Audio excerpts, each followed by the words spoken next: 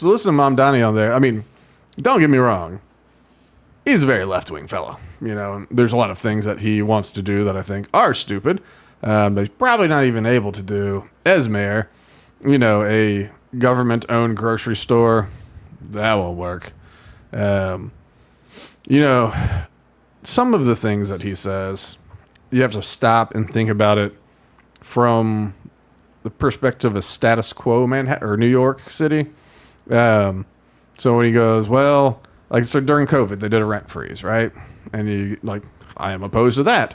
But they do it. And they've got rent control. They got rent.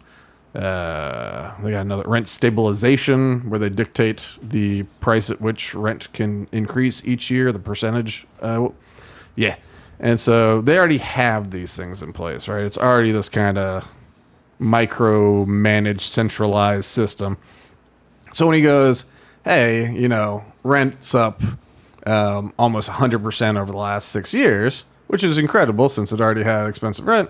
And he goes, all right, well, we should do a rent freeze for the rent control and the rent stabilization. And then, you know, finance the building of this many units, which will be slums, obviously. And then try to encourage the private sector to build a bunch of stuff too. You know, increase volume, lower the cost. So you hear stuff like that, and you go, all right, not what I'd prescribe. In fact, Javier Milei has shown in Argentina what to do about those prices. He got rid of rent control and almost immediately, and he got rid of the restrictions on Airbnbs. And all of a sudden, like, supply went up, prices crashed, everybody's finding places to live, people are making money, landlords are happy because they don't have to have weird rules about how they can rent their stuff. People are happy because the prices on their housing is affordable, like quickly. It happened quickly. So obviously, like, the correct solution to this problem is to, like, what Milei did for the country of Argentina. Don't get me wrong, New York City's got a lot of people in there. I don't even know how many people are in Argentina. Maybe there's more. No, there couldn't be more than in New York City with Buenos Aires. Nah, there couldn't be. Anyway, but either way, work for the whole country. They've got a couple big population centers there, so it's not like it's you know, Iowa or something like that. Or even Portugal, when you talk about like the drug issues and stuff like that, you go, well, Portugal, it's tiny, you know.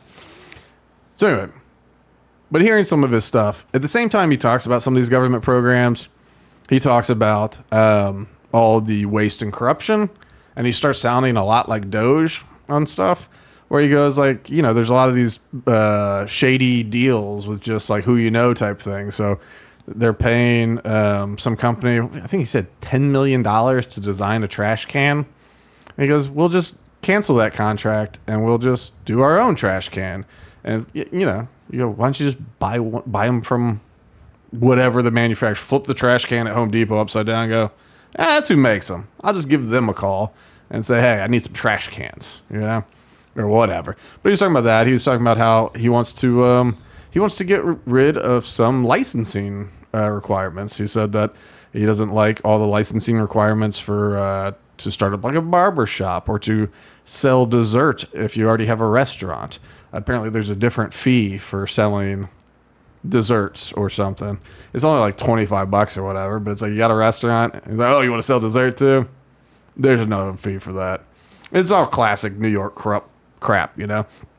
So on the one hand, like, he's got lots of, you know, lefty ideas. And then but he starts talking about like going, okay, well, I want to tackle the corruption over on this side, or in the kind of insider good old boys club. You go, all right, well, that might not be the worst thing in the world.